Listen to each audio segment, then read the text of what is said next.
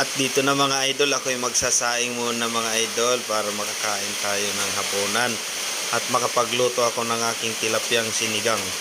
Maya-maya lang, salang ko lang to. Ito mga idol, ng ulam ko tilapya.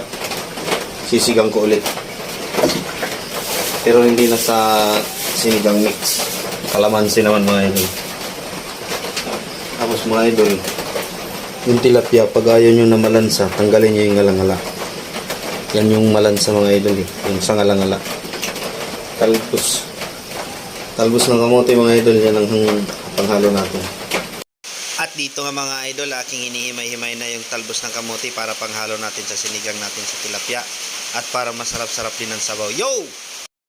At ito na ang ating lulutuin mga idol. Tilapia at talbos ng kamote na sinigang sa kalamansi mga idol. Lagay na natin to. Yung kanin natin mga idol.